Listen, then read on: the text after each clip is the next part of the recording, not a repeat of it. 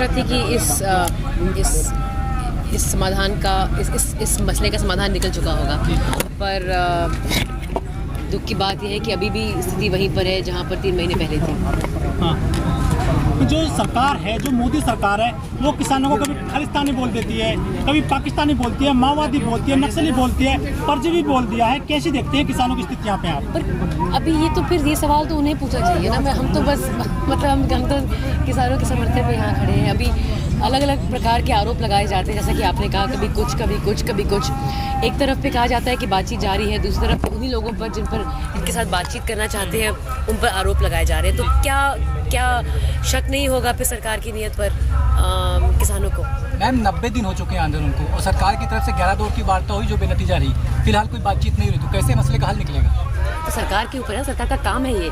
सरकार को जब चुना जाता है तो ये उनकी जिम्मेदारी होती है, उनका दायित्व है कि जब उन्हें जन कल्याण में अगर उन्होंने कानून बनाए हैं और अगर इतनी बड़ी तादाद में लोग आंदोलन में उनका विरोध कर रहे हैं, तो फिर सरकार का दायित्व है, सरकार की जिम्मेदारी है कि इसका हल निकालना है।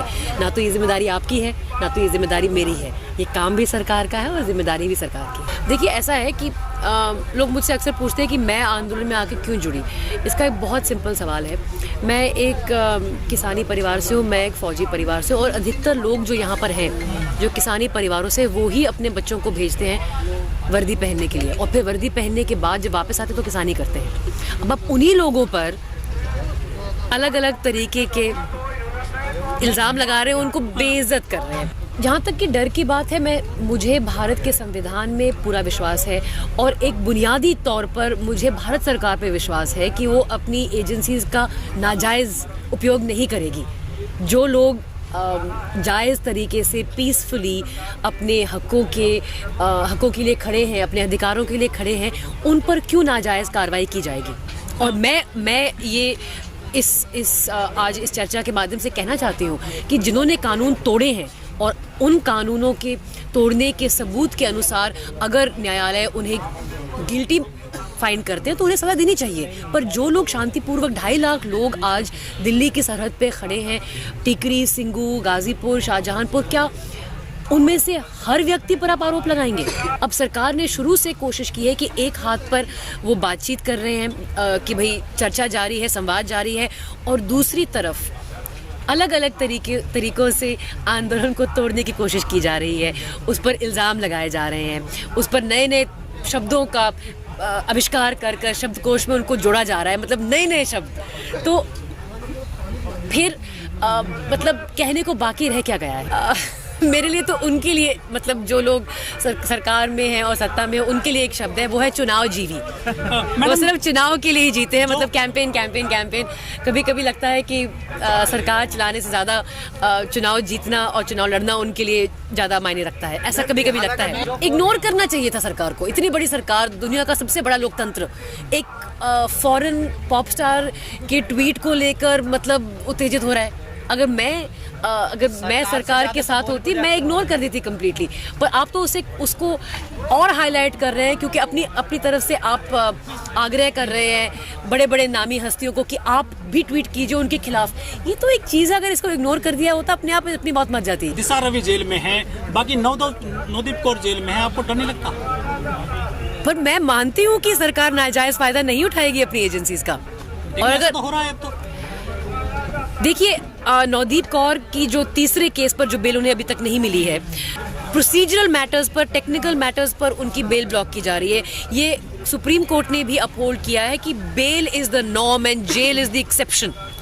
लेकिन लोअर कोर्ट्स शायद सुप्रीम कोर्ट की इंटरवेंशन की वेट कर रहे हैं। जब से हम लोग OTT के साथ जुड़े हैं, मेरे 2 बड़े शो आए थे, एक फैमिली मैन करके, एक पाताल लोक करके, तो हमें भी एक टूल किट दिया जाता है डे बाय डे कि इस दिन पर आप इस हैशटैग का प्रयोग करके ये चित्र साथ लगाएंगे तो ये एक मार्केटिंग प्लान होता है। टूल किट का मतलब क्या है? टूल किट का मतलब ये है कि आपको डेट, टाइम, थैंक यू वीरे, थैंक यू, मेहरबानी थोड़ी।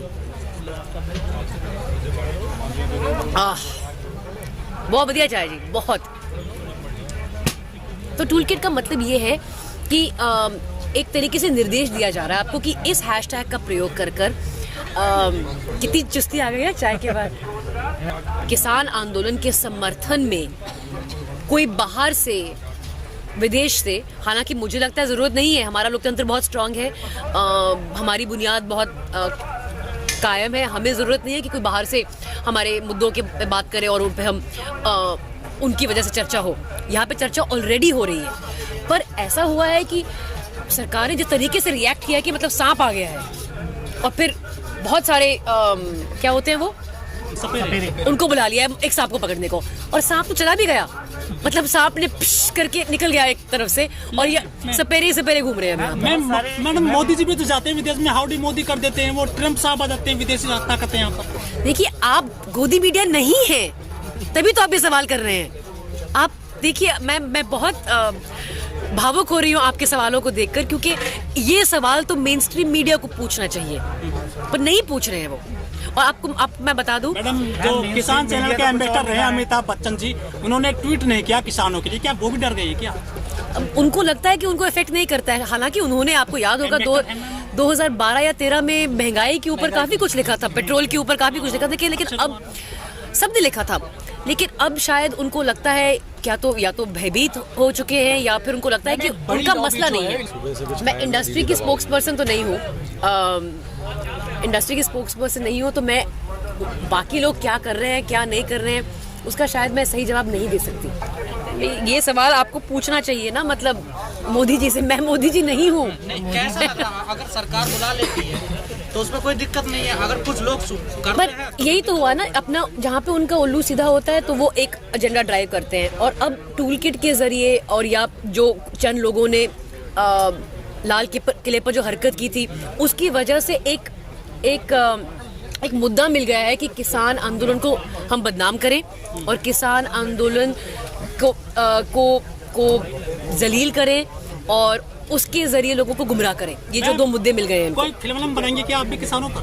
आप बताइए, आप कहानी लिखे हैं, बना लेते हैं। मैंने हीरो कौन होगा उसका? ढूंढने पड़ेंगे, किसान होंगे, कोई है नहीं फिलहाल जो। यहाँ तो बहुत सारे हीरो मैडम, यहाँ तो बहुत सारे हैं, लेकिन जो असली जो अपने आप को हीरो कहलाते हैं उनमें से शायद तो कोई। फ्यूचर आप सोच रही है कोई ऐसा करने के? यहाँ पे फिल्म इंडस्ट्री बनने जा रही है, फिल्म सिटी ग्रेटर नोएडा में जी। क्या कुछ लगा संभावना है यहाँ पर कुछ ऐसा? बिल्कुल। अच्छा, बन चल जाएगी यहाँ पे, लेकिन नोएडा में तो फिल्म सिटी फ्लॉप हो गई। नहीं फ्लॉप हुई है, सारे स्टूडियोज चैनल है वहाँ पे तो फिर फ्लॉप मतलब कैसे हुई? जो उन्होंने इंफ्रास्ट्रक्चर में प्लॉट बेच दिया लोगों ने वहाँ पर लेकर के फिल्मों के नाम पे। पर तादाद तो बनाई ना उन्होंने, मतलब कितनी तादाद में उन्होंने मुनाफा तो कमाया। एजेंडा तो नहीं है यहाँ पे ऐसा। मुझे नहीं लगता, मुझे लगता है कि आप मानेंगे नहीं कि बॉम्बे में कम से कम 20-25% लोग हैं जो काम करते हैं, जो यहाँ से हैं।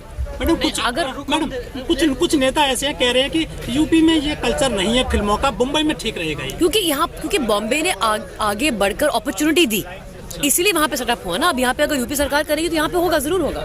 नहीं मैम, जब इसका फिल्म सिटी की चर्चाएं चली और सीएम योगी जब जाते हैं बॉम्बे तो उद्धव जी कहते हैं कि मिर्जापुर जैसी सीरीज ही बनाएंगे यूपी में। वो आपसी खिटपिट है, राजनीतिक खिटपिट है, उसे मैं टिप्पणी नहीं देना चाहूंगी। मैम, आज राकेश टिकैत जी साहब की वार्तालाप, थोड़ा सा प्रकाश डालेंगे? क्यों? आपको बुला लेती ना वहाँ पे, अगर मुझे उस पर प्रकाश डाल रहा था तो आप भी को साथ में रख लेती वहाँ पे। उनसे बैठकर अलग बात की है तो मैं आपको ना बताऊंगी। आप किसान आंदोलन में आई हुई है, आप खुद में भी आई हुई जी? किसान आंदोलन में? जी, मैं शुरू से जुड़ी हुई हूँ। आज भी आप आई हैं, इस बारे में क्या? आज तो लीगल सेल का उद्घाटन था, क्योंकि जैसा कि आपको पता है बहुत से लोगों पर केसेस ठोपे गए हैं, और अक्सर लोग जो गांव से होते हैं उनके पास वकीलबाजी करने की काबिलियत नहीं होती। तो ये वासु जी हैं, वासु कुकरेजा, इन्होंने इनके नेतृत्व के अंडर यहाँ पर गाजीपुर में लीगल सेल की स्थापना की गई है। और एक्चुअल में जो आप सवाल पूछ रहे हो उसका जवाब ये है कि हम लीगल सेल के उद्घाटन के लिए यहाँ पर आज आए थे, जो इनकी मेहनत से आज खड़ा हुआ है। मैडम, कंगना राणौत को जो है, उनके बारे में क्यों बात करेंगे हम? क्यों, मतलब ऐसे लोगों के बारे में बात करो जो मायने नहीं रखते यहाँ पर, जहाँ पे हम बैठे हैं जिस जमीन पर हमें। पर देश की बेटी तो है, तो वो भी राष्ट्रवादी। नया प्रकार का राष्ट्रवाद देखने को मिल रहा है आजकल।